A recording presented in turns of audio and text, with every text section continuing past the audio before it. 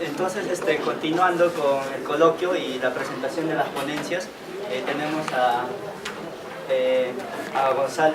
Morán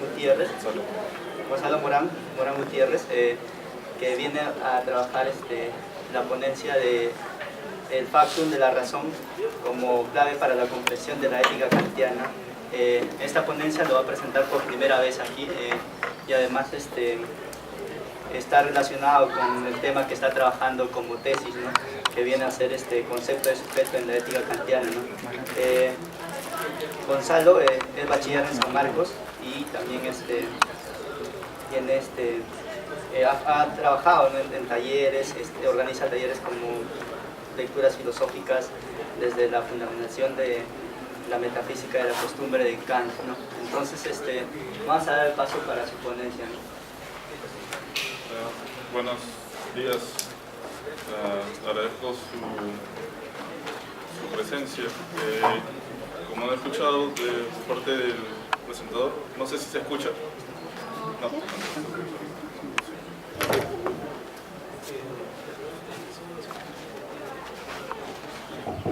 ¿Se escucha? Como ha dicho el presentador, mi interés intelectual, académico, es Kant y está centrado en el concepto de sujeto.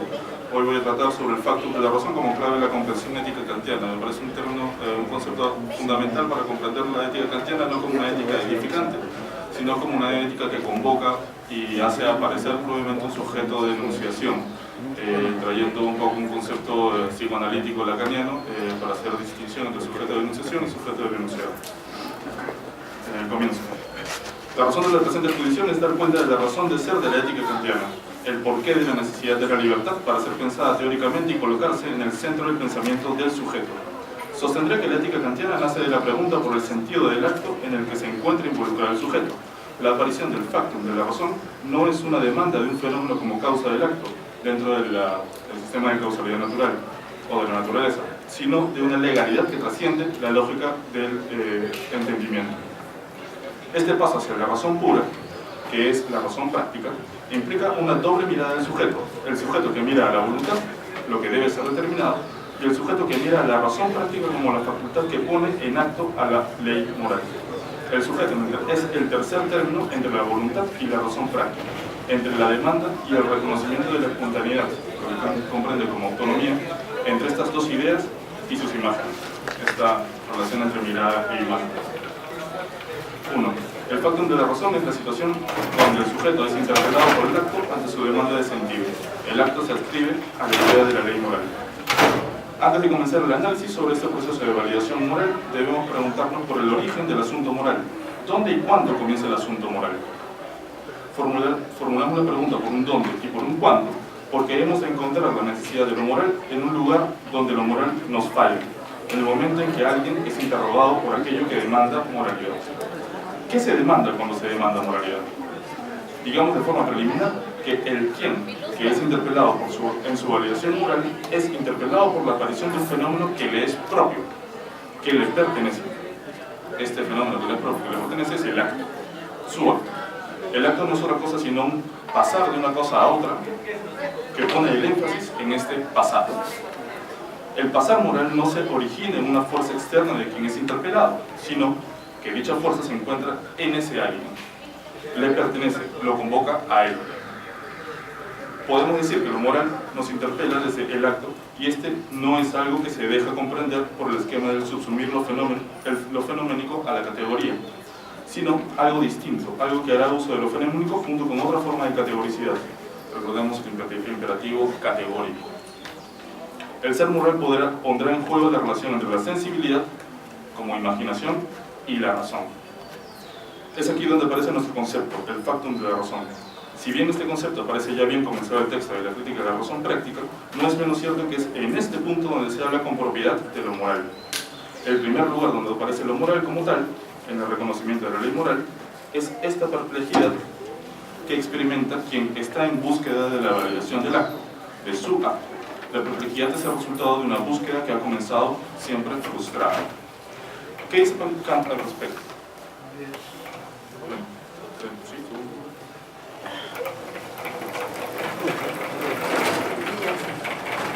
Mas, ¿cómo es posible? Cito Kant. Mas, ¿cómo es posible la conciencia de esta ley moral? A nosotros nos cabe cobrar conciencia de leyes prácticas puras, al igual que la cobramos de principios teóricos puros, prestando atención a esa necesidad con que la razón nos prescribe unos a otras, así como la separación de cualesquiera condiciones empíricas que tal necesidad nos señala. El concepto de una voluntad pura emana de las leyes prácticas puras, tal como la conciencia de un entendimiento puro brota de los principios teóricos puros. Que ésta sea la auténtica subordinación de nuestros conceptos, así como que la moralidad sea quien nos descubre por primera vez el concepto de libertad, son cosas que quedan aclaradas por lo siguiente. Como quiera que a partir del concepto de libertad no cabe explicar nada en el ámbito fenoménico, donde siempre se ha de constituir el hilo conductor al mecanismo natural, y como quiera que por lo demás la antinomia de la razón pura, cuando ésta pretende ascender hasta lo incondicionado en la serie causal, se enreda también en las incomprensibilidades relativas tanto a la libertad como al mecanismo, siendo así que, cuando menos, este último se muestra útil a la hora de explicar los fenómenos. Nunca se hubiera dado la proeza de introducir la libertad en la ciencia, de no haber comparecido la ley moral y si con ella no nos hubiera impuesto ese concepto, la razón práctica. La perplejidad de quien busca la validación del acto, este pasar que no se sabe de dónde toma su potencia, radica en suponer que el acto es parte del mecanismo natural del fenómeno. Aquí nos vemos forzados a definir dos conceptos que nos acompañarán durante el análisis: voluntad pura, por un lado, y libertad, por el otro. La voluntad pura es una exigencia metodológica kantiana.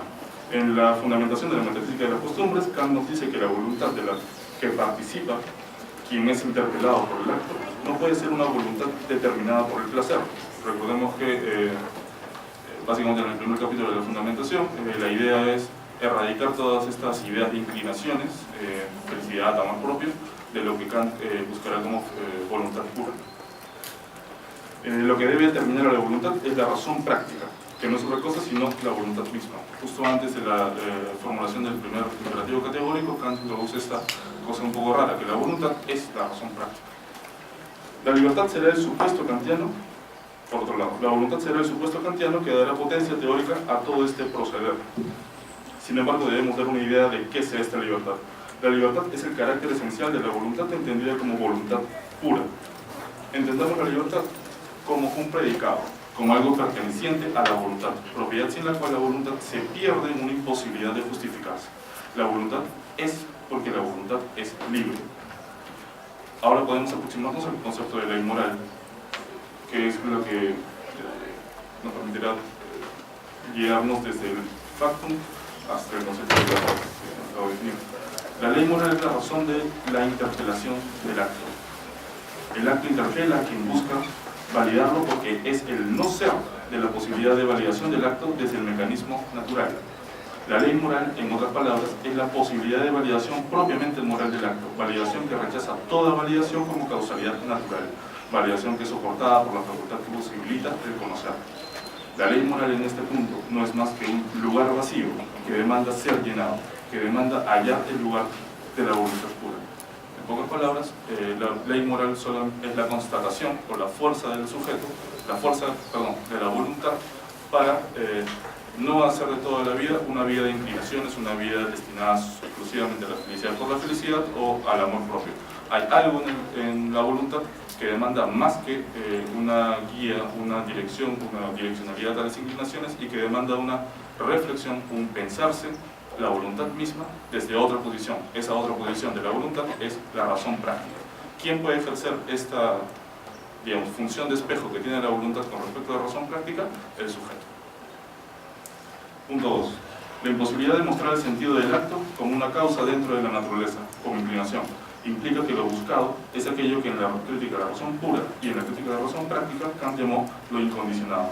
El problema es que lo incondicionado es algo inexplicable en términos del entendimiento, es un impasse de la razón especulativa. La crítica de la razón pura nos cuenta cómo es que se puede relacionar fenómenos, cómo es que se pueden relacionar fenómenos y cómo es que podemos hablar de aquellos refiriéndonos ya no directamente a lo fenoménico, sino a lo universal en ellos. Es así como podemos hacer ciencia, hablar con propiedad sobre lo que entendemos por naturaleza. Hay naturaleza porque podemos hablar de los fenómenos como actos regulados por leyes. Si nos preguntan cómo es que nos dirigimos a lo universal en el fenómeno, tenemos que remitirnos a la analítica trascendental. o sea, a la esencia del concepto de experiencia, a la síntesis a priori.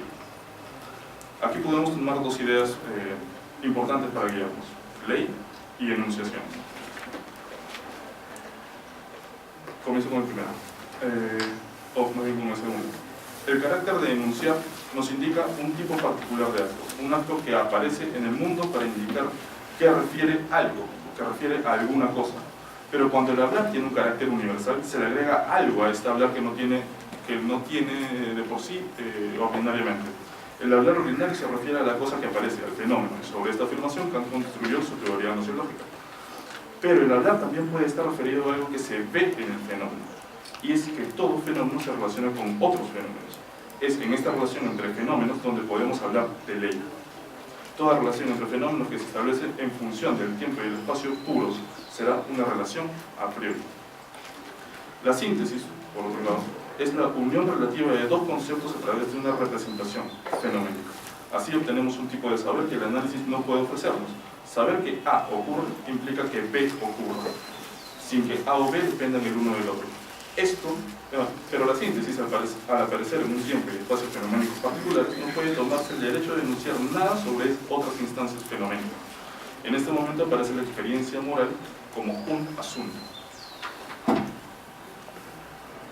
Lo que nos ocupa es atender a los procesos que definen el objeto moral, ese objeto que es nuestro asunto. Pero ¿dónde aparece este? Precisamente en el más allá del lugar donde aparece el objeto científico, en la fundamentación del concepto, en la razón y en la articulación de sus ideas. Si bien Kant niega la posibilidad de articular fenómenos en función de ideas, afirma que la inteligencia que nos lleva de una cosa a otra para la gestión y creación de nuevos conocimientos tiene un comportamiento que, de incrustarse en la idea y no en el concepto, hablemos de categorías, puede desbocarse hasta la paradoja. Tal es el caso de la libertad y la antinomia. Dicho esto, nos queda darle lugar al factum de la razón.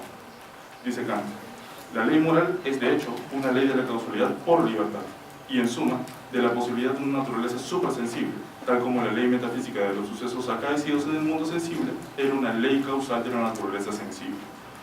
Y la ley moral determina por consiguiente aquello que la filosofía especulativa había de dejar indeterminado, a saber, la ley para una causalidad cuyo concepto era meramente negativo en la filosofía especulativa, proporcionando por primera vez a ese concepto de libertad una realidad objetiva. Digamos que esta realidad objetiva de la libertad es siempre una realidad negativa, un vacío, un agujero. Lo negativo en el objeto especulativo es el lugar vacío del fundamento de la causalidad del acto, lugar que demanda aquello que pueda llenarlo, aquello que pueda ocuparlo, y así darle consistencia al acto mismo. Y este es el gran problema de Kant. Al experimentar la complejidad que no se está, sino demandando por la validación del fenómeno que acontece, por su lugar propio. El fenómeno, el acto, demanda su lugar propio. No lo tiene en primera instancia, no lo tiene porque siempre es una complejidad científica.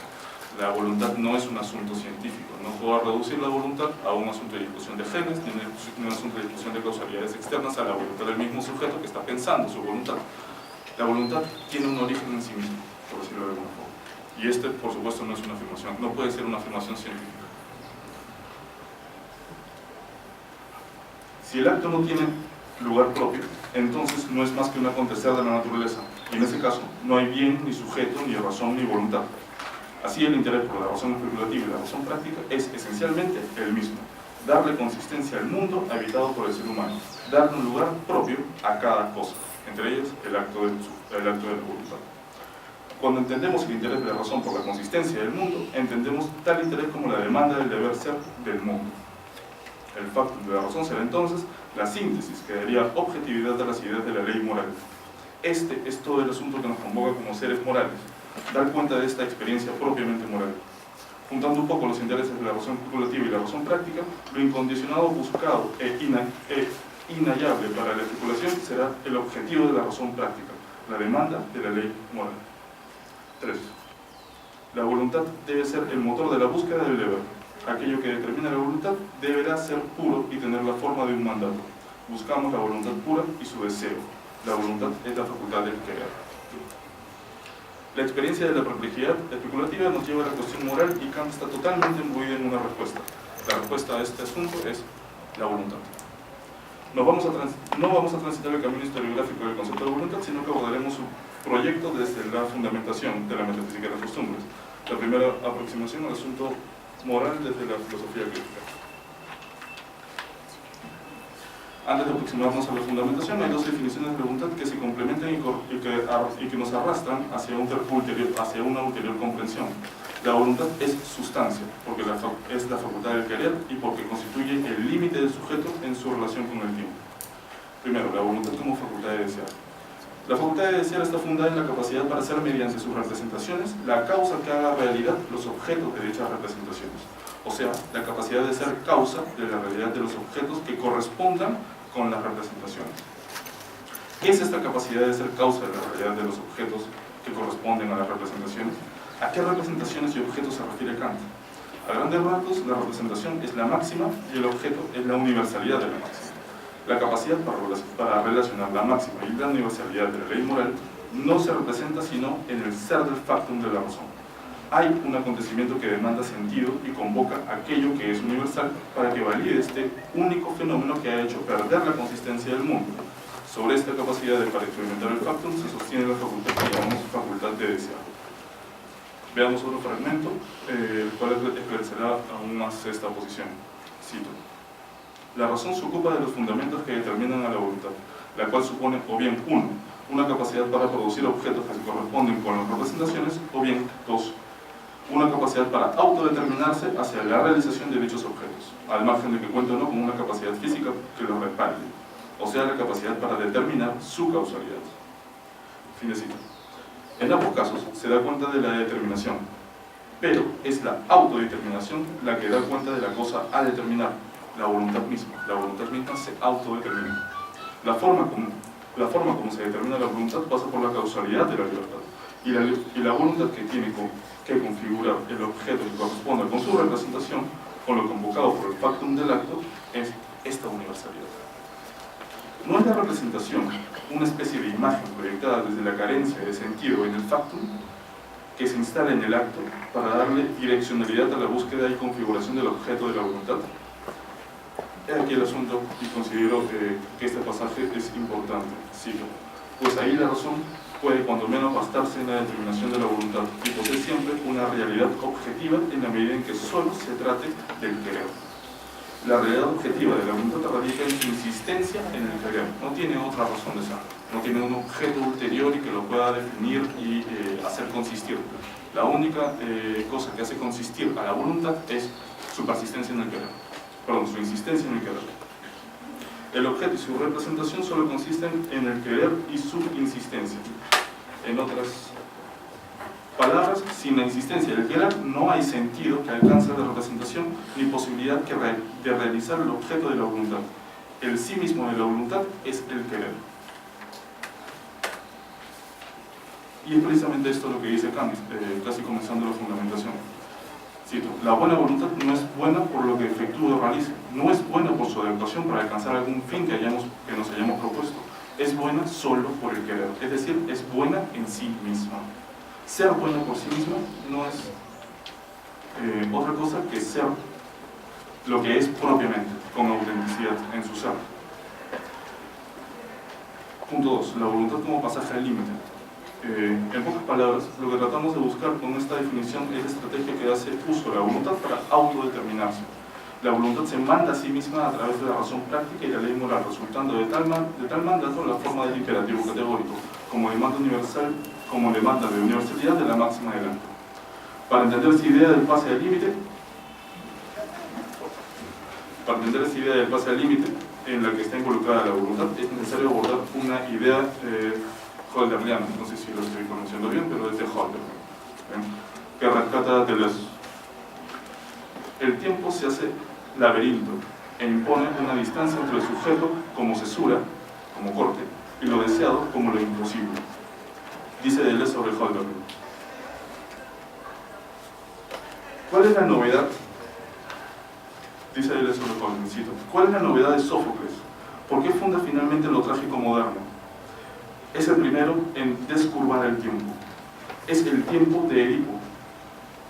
Hölderlin dice que antes de Sófocles, en la tragedia griega, es el hombre el que se sustrae al límite. Ustedes ven en el límite de limitación, el hombre transgrede el límite y por eso se sustrae a él. Pero en Edipo ya no podemos decir que se trate de la atmósfera de alguien que transgrede el límite, que se sustrae al límite. En el caso de Edipo es el límite el que se sustrae. ¿Y dónde está? Es el límite el que deviene pasaje al límite. Fórmula espléndida de Hölderlin. En Edipo, el comienzo y el final ya no riman. Y la rima es precisamente el arco de curvamiento del tiempo, de tal manera que el comienzo y el final rimen el uno con el otro. Ha habido reparación de la justicia. Pensemos en el asesinato de Agamenón y el ajusticiamiento de su hijo. El ajusticiamiento a la madre por parte del hijo. En Edipo, el comienzo y el final ya no rimen. Y la rima es precisamente el arco del curvamiento del tiempo, de tal manera que el comienzo y el final rimen el uno con el otro. Ha habido reparación de la injusticia. En Edipo el tiempo ha devenido una línea recta, que va a ser la línea sobre la cual Edipo vaga errante. La larga errancia de Edipo ya no habrá, ya no habrá reparación. Esto no ocurrirá más que bajo la forma de una muerte brutal. Edipo está en perpetuo desplazamiento, va a recorrer su línea recta del tiempo. En otros términos, está atravesado por una línea recta que lo arrastra. ¿Hacia qué? Hacia la nada. Fin de ciclo.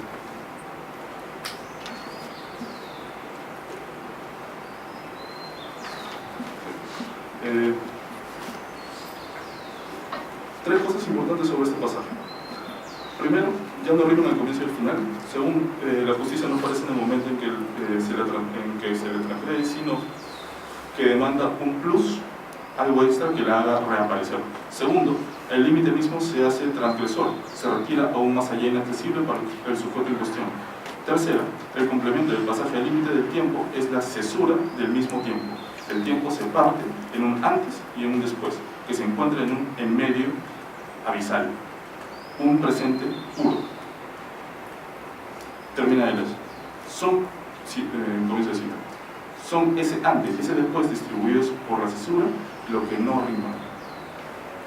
En otros términos, Dios devino tiempo en el mismo momento en el que el hombre devino cesura. Esos dos son los conceptos. Dios deviene en lo que está más allá del límite y el hombre, el sujeto, deviene en el corte en este tiempo que se ha desplegado infinito. Dios, aquello que consistía en el orden supraterreno e incontrolable para el ser humano, se despliega en caos, en arbitrariedad, en azar. Asimismo, el ser humano se retrae en cesura, en el grado cero de la magnitud intensiva, donde cualquier intensidad del fenómeno se hace patente. El carácter cuantitativo del fenómeno, su magnitud extensiva o espacial e intensiva temporal, ambas magnitudes fundamentales del fenómeno como tal. Pero a esto le falta algo para comprender el tránsito desde donde el punto cero, esta cesura, hasta la búsqueda del comienzo, fin del acto, el sentido del acto. Si Dios se ha convertido en tiempo y línea infinita para el sujeto que ya no tiene más referentes hacia dónde guiarse en su transitar, la condición de cesura del sujeto también es la constatación de este agujero en el territorio del mundo, en el territorio de esta causalidad que tiene siempre sentido. Aparece una falta, esta falta de ritmo a la que se refiere Deleuze, es precisamente esta falta en la que habita el sujeto, lo que le impulsará a buscar aquello que dé sentido a lo que no lo tiene, el agujero mismo que le da existencia. Esto no es otra cosa sino el deseo, el querer como facultad, lo que he sostenido que es la voluntad. Finalmente, el punto 4.